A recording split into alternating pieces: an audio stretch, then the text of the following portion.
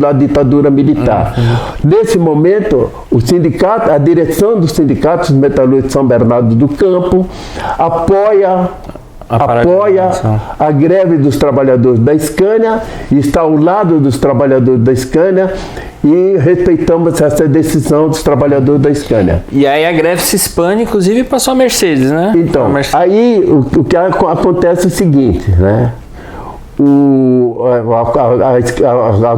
A greve acontece no dia 12 de maio, às 7 horas da manhã, na Scania, só que ela se espalha pelas outras empresas também, né? Elas espalham.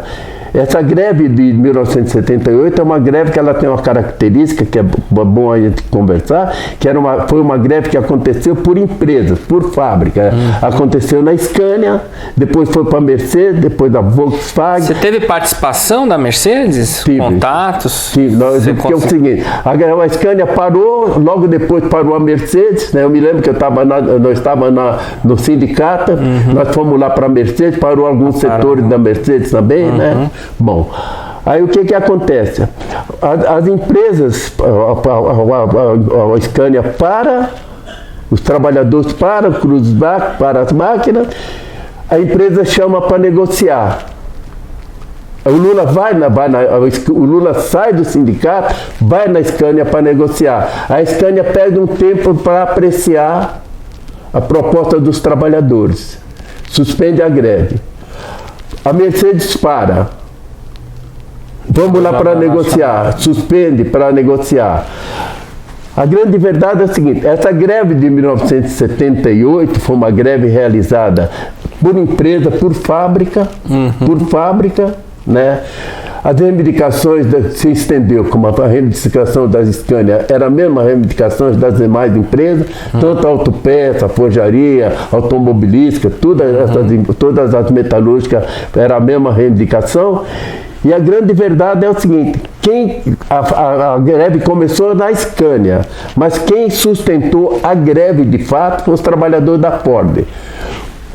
O Lula foi na Ford, os trabalhadores da Ford estavam parados, o Lula foi na Ford para conversar com os trabalhadores a respeito das negociações. Os trabalhadores da Ford disseram o seguinte, aqui nós não vamos suspender a greve. A greve aqui dentro da Ford ela vai ser mantida e nós só vamos suspender a greve aqui na Ford depois de um acordo assinado. A greve de 1978 demorou 9 dias, foi feito pela sustentação dos trabalhadores da Ford, dos 9 dias, que foi feito um acordo com a Sinfaba. Qual foi feito o acordo com a Sinfaba? O acordo com a Sinfaba foi feito o seguinte, uma antecipação salarial de 13,5%, dividido em 3 vezes, 4,5%, 4,5%, 4,5%, e 11% de aumento de salário, 5,5%, 5,5%. E o pagamento dos dias parados, e ao mesmo tempo também nenhuma perseguição aos trabalhadores que fizeram greve. Quer dizer que essa greve de 1979 foi uma greve histórica, começando na Scania, que ganhou. Aliás, essa greve de 1978 foi uma greve que começou na Scania, também. Foi em São Paulo. Eu me lembro que a última greve que aconteceu lá no ABC foi uma greve da Resil, que ela terminou justamente no véspera do dia de Natal, de 1978, né? A greve se espalhou pelo Brasil inteiro. Eu me lembro de uma greve em 1978, uma greve violentíssima que aconteceu. Foi lá o pessoal da construção civil em Belo Horizonte.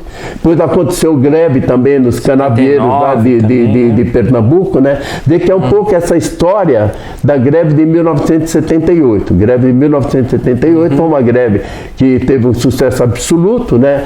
A liderança do Lula acabou se consagrando mais ainda, né? 1978.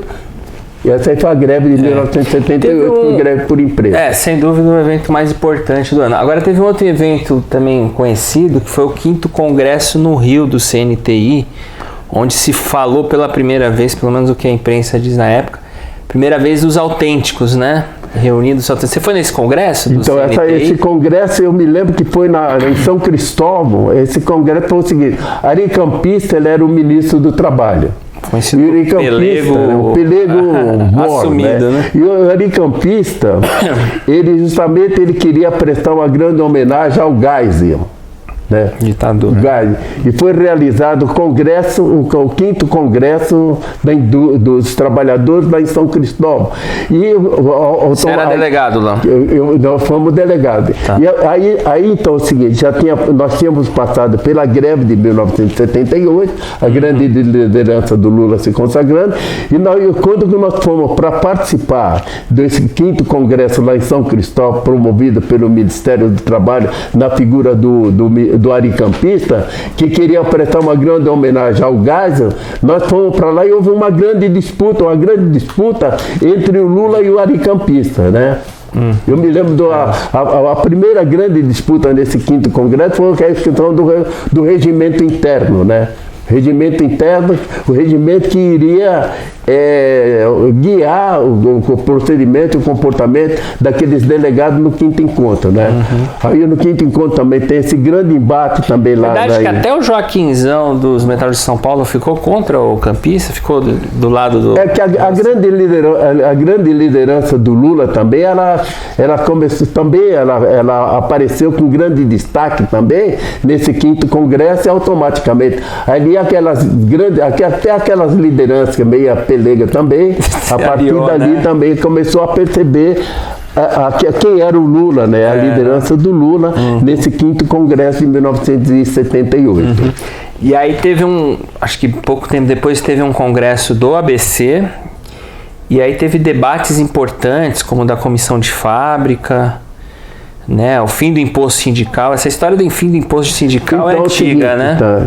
Formação da CUT, da Central Única, são teses que apareceram em 78, né? Aí as coisas começam a se encaixarem. A liderança do Lula, os objetivos do Lula, a clareza dos objetivos do Lula, a greve bem sucedida de 1978, né? Aí vem a questão da mobilização para a campanha salarial de 1979, né? Mobilização para a campanha salarial de 1979, né? Aí a gente já começa a mobilizar os trabalhadores, organizar os trabalhadores da nossa base para 1979.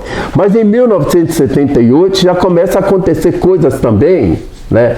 Começa a acontecer coisas também que elas vão se encaixando naquela nova conjuntura que começou a aparecer no ABC, no estado de São Paulo e no Brasil, que é essa questão da liderança do Lula e com o novo sindicalismo. Por exemplo, em 1978, com o esgotamento do modelo econômico, em 1978, com o esgotamento do modelo econômico da ditadura militar, né, e a política econômica do Delfim Neto de esperar o bolo crescer, que os trabalhadores deveriam esperar o bolo crescer, que o bolo depois que ele crescesse ia ser dividido com a classe trabalhadora, nunca chegou na mesa do trabalhador, né? E além do mais, esgotamento do modelo econômico. E ao mesmo tempo também, a ditadura militar já começou. A ditadura militar já também começou a ter algumas divisões dentro da própria ditadura militar, e o processo do Geisel, né, abertura lenta, gradual e segura. Esgotamento do modelo econômico, da questão econômica e na questão da política, né? A abertura lenta, gradual e segura pelo ditador de plantão, o Geisel, já começou a se falar na possibilidade da formação de novos partidos políticos, né? Novos partidos. Vê como as coisas vão se encaixando. O Lula participando em 1978 de uma conferência dos petroleiros lá em Salvador, na Bahia, né? Entre uma discussão que teve nessa conferência, se falava nessa conferência que deveria se estabelecer uma frente do sindicalismo mais combativo para enfrentamento da ditadura. O Lula foi contra O Lula já tomou uma posição que não deveria, naquele momento, se falar em frente. Mas um partido dos trabalhadores. Já deveria pensar na organização política dos trabalhadores. Né? De que o Lula, nessa conferência, o Lula já foi totalmente contrário a esse negócio de uma frente para lutar contra a ditadura. O Lula dá um salto de qualidade e avança numa proposta dos trabalhadores se organizar politicamente num partido político. Não se falou no Partido dos Trabalhadores. Você acredita que Não se falou no Partido dos Trabalhadores. O Lula disse o seguinte, que aquele era um momento, não se fala em frente para enfrentar a ditadura. Aquele era um momento que a classe trabalhadora deveria pensar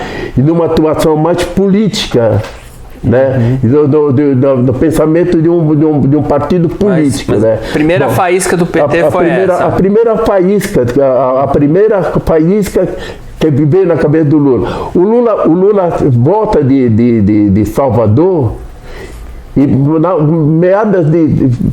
isso aí acho que foi meados de junho de 1978. O Lula volta de Salvador e chama a diretoria do Sindicato dos Metalúrgicos para uma reunião e nos convence da necessidade da gente começar a pensar numa atuação mais, não deixando de lado a atuação política sindical, mas ao mesmo tempo também da que a gente deveria começar a pensar na formação de um partido político. Né? E o Lula nos convence, a diretoria do sindicato. Eu me lembro muito bem que a primeira vez que eu li uma matéria sobre a questão de uma declaração pública do Lula a respeito de uma formação de um partido político, foi no dia 23 de agosto de 1978, numa matéria no Diário do Grande ABC, do Lula se falando sobre a questão da formação de um partido político. De Lins, né? Em 1978 já começa a construir as ideias. Aí em 1979 tem o Congresso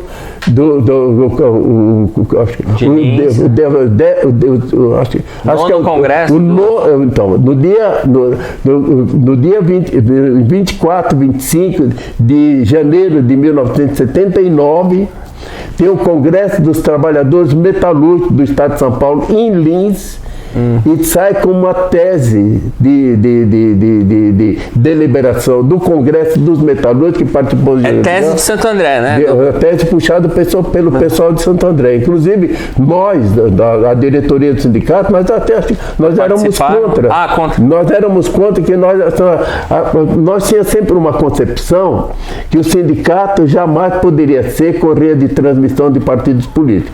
Os partidos políticos deveriam ser usados pelo sindicato, mas os partidos políticos nunca deveriam usar o sindicato como correia de transmissão.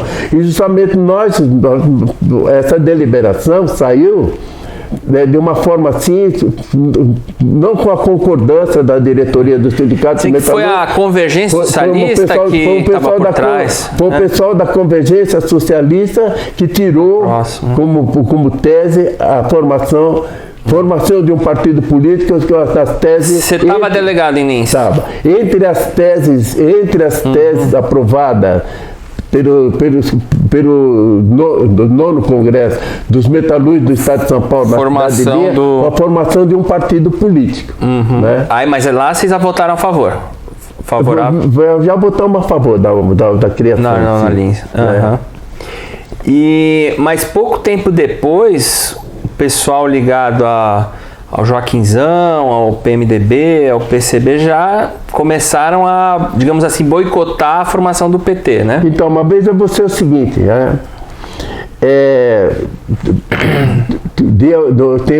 tem esse nono congresso que sai uma decisão da formação de um partido político, né? No dia 1º de maio de 1979, já sai uma carta de princípio que é distribuído. O Sindicato dos Metalúrgicos da BC participou da construção dessa carta? Participou, sim, já participou da construção, já sai uma carta da questão da formação. Você chegou a participar de alguma dessas reuniões? Skromov, Jacó, Bromov, tudo. Aí sai já... Cicote foi muito atuante. Cicote também foi muito atuante. Já sai essa carta de princípio que foi distribuída no dia 1º de maio de 1979, né? Aí tem uma história também, aí eu volto outra vez, né? A questão da luta sindical com a luta política. Em 1979, então, você tem a greve de 1978, depois você tem a greve de 1979, né? Então, 12 de maio de 1978, greve começa na Scania, greve por fábrica. Dia 13 de março de 1979, greve geral da categoria, onde acontecem as grandes assembleias no estádio da Vila Euclides, né, com 70, 75, 80 mil trabalhadores, né?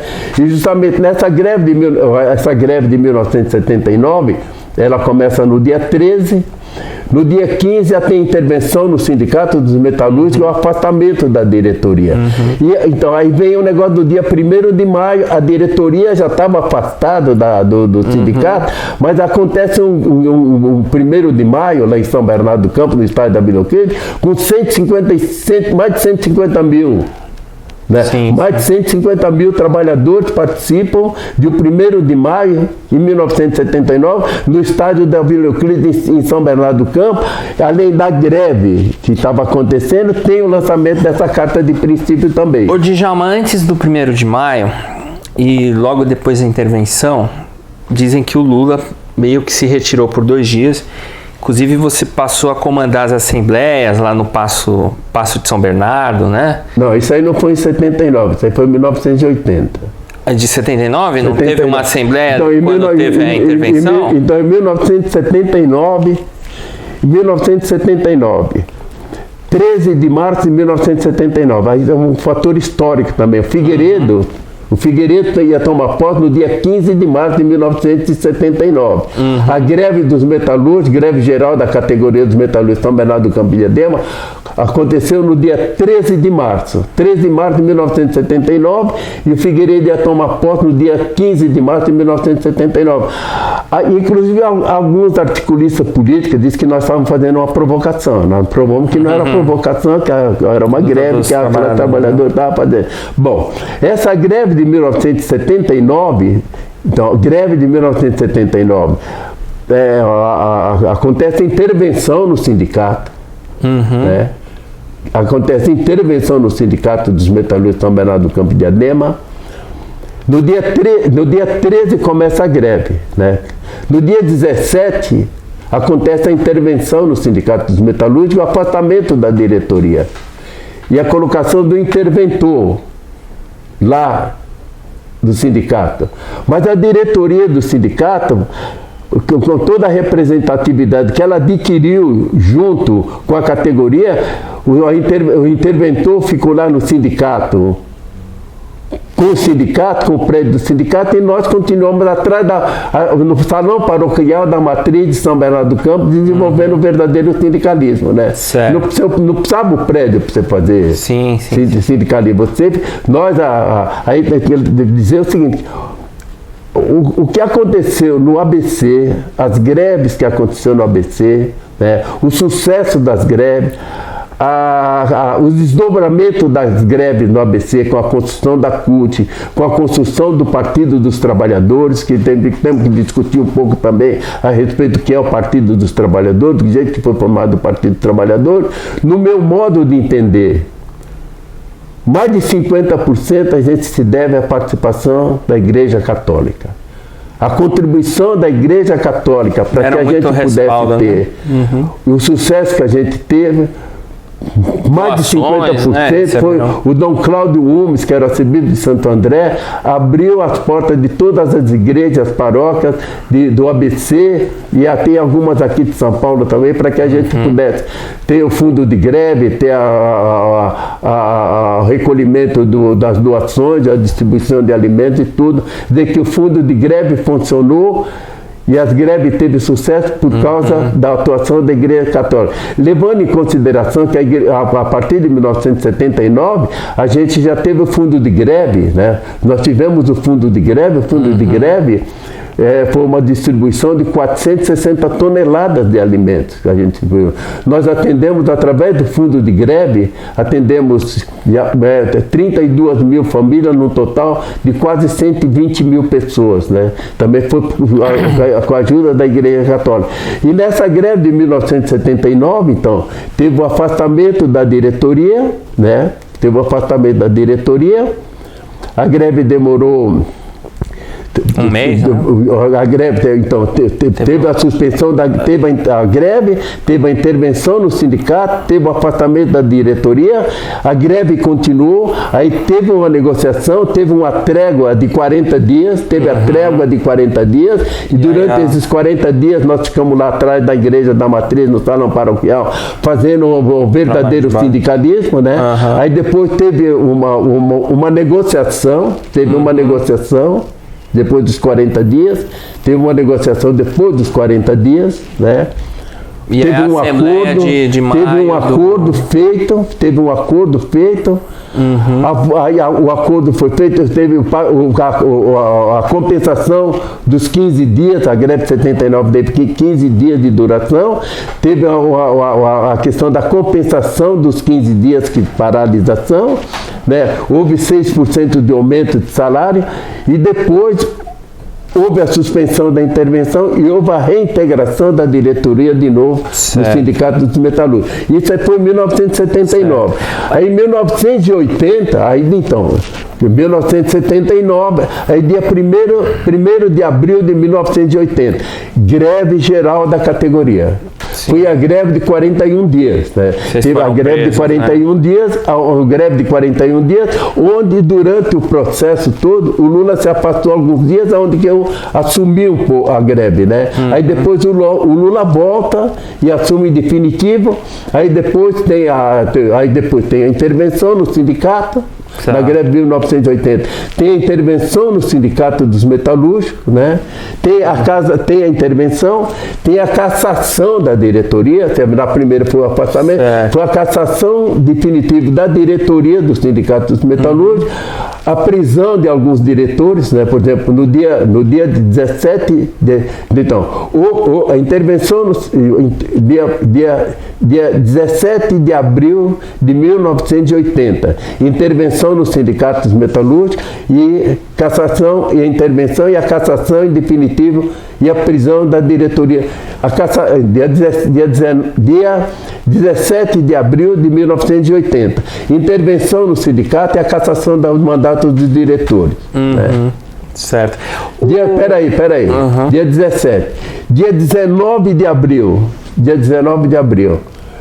Prisão. Prenderam o Lula, me prendeu e prendeu o Devani e prendeu uma infinidade de lideranças no dia 19 de abril de 1980. Né? E a cassação, a intervenção no sindicato, a cassação, prisão e enquadramento na Lei de Segurança Nacional. O Scromov contou de uma história que o grupo de sindicalistas, Lélia Abramo, aquele jornalista David Moraes, acho que o Jacó também, foram à casa onde o Lula estava retirado, né, afastado da greve. E ali eles convenceram ele a retomar a greve. Você lembra desse episódio ou não? Então, eu lembro desse episódio assim, o seguinte, né? A greve continuou, né? A greve continuou normalmente, né? A greve continuou e nós continuamos na frente da greve, né? Aí o Lula se afasta, Ele foi ameaçado? Qual que é a razão do ameaçamento? Eu não sei o motivo, né? Não sei. Aí eu sei que o pessoal me procurou, porque tem o negócio é o seguinte, a desarticulação completa, né? Do jeito de lá para cá, é um negócio sem um movimento, sem uma direção, sem nada, né? Aí o pessoal foi lá em casa e falou para mim, Djalma, vai ter uma assembleia no Paço Municipal, era importante a sua presença e que você pudesse ser um dos principais oradores nessa assembleia. Eu fui lá no Paço Municipal, mas a Márcia ela estava completamente fora do controle, sabe? Eu não consegui. Radicalizada, né? Estava completamente fora do controle, totalmente radicalizada, né? totalmente radicalizada, e a radicalização por parte dos metalúrgicos, por parte também da repressão, né? Também por parte da repressão, né?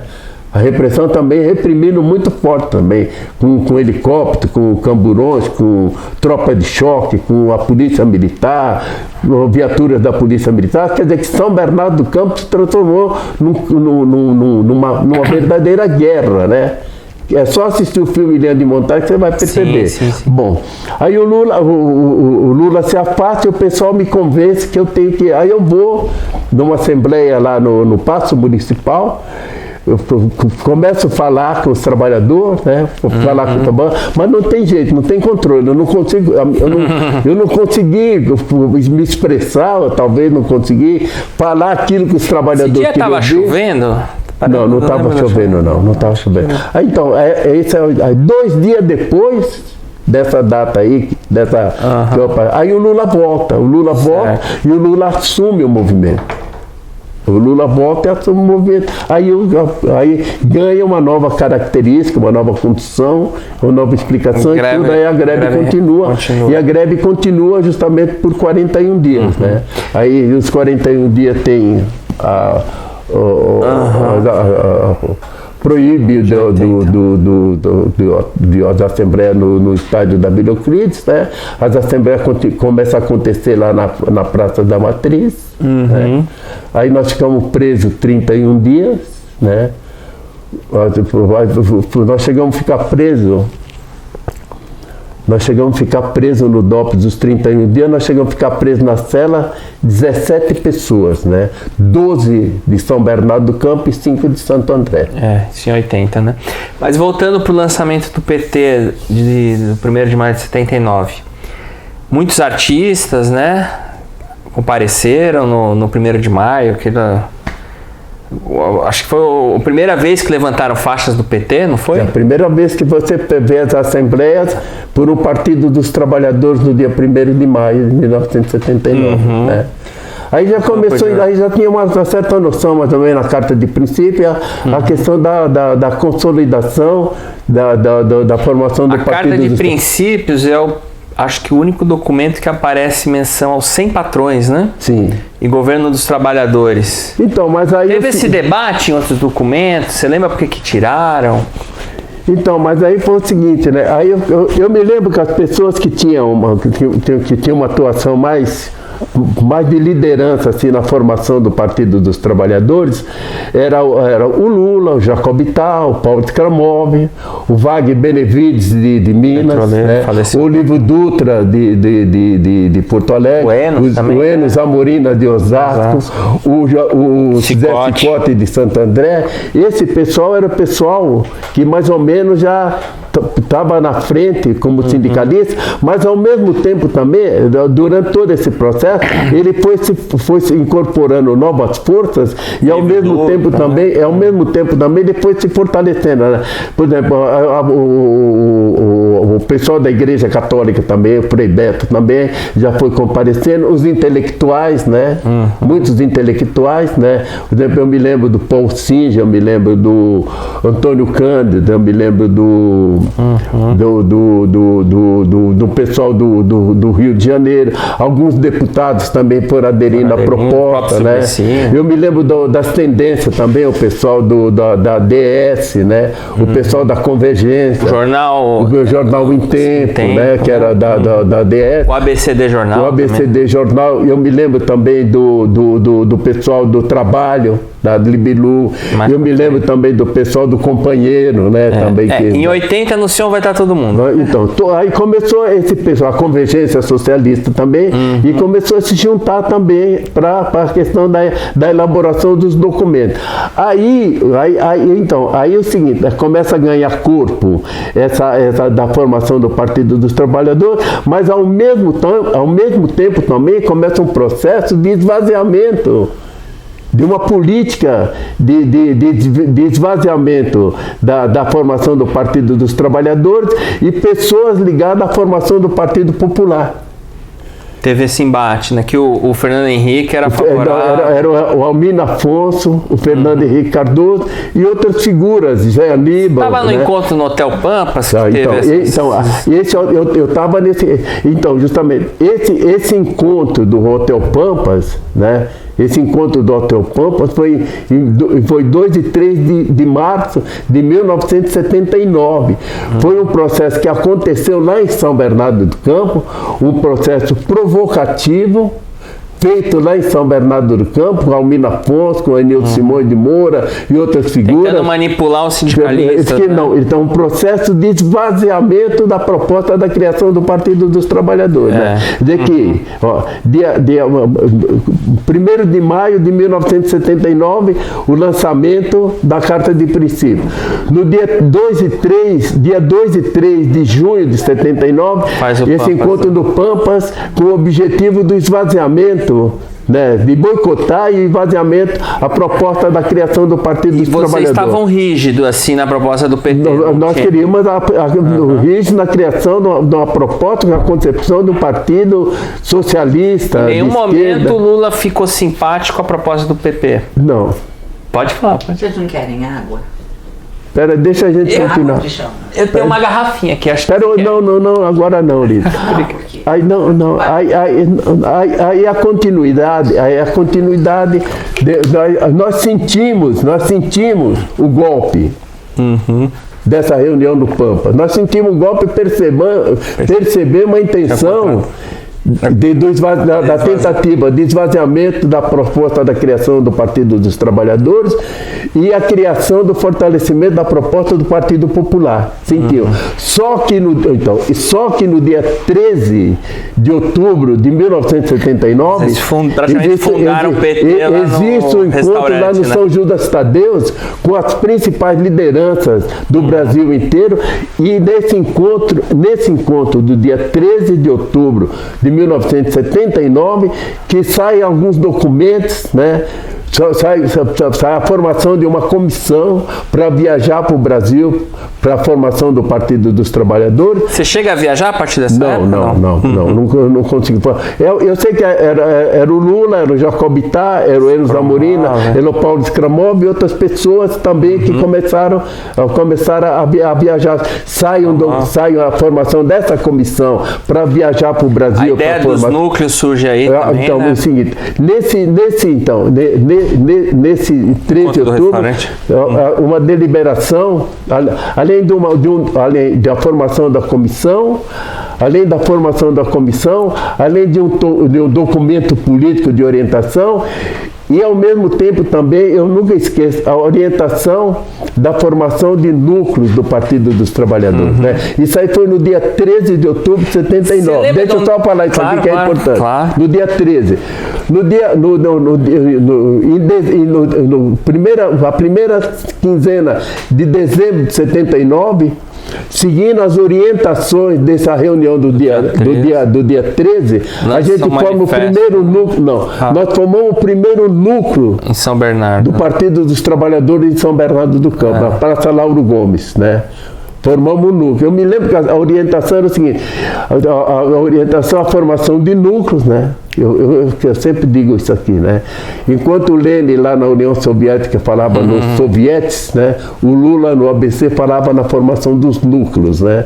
E a orientação era formar os núcleos. Eu nunca esqueço a formação dos núcleos, que deveria ser no mínimo. Tem uma influência dos SEBs, né? Da Igreja Católica também? Teve sim. Aí a formação dos núcleos deveria ser composta de 21 pessoas, deveria ter um coordenador e um suplente, e deveria ter uma caixa postal. E a gente seguiu a orientação. E então hoje se fala nas redes sociais, né? Em 1979 se falava na questão da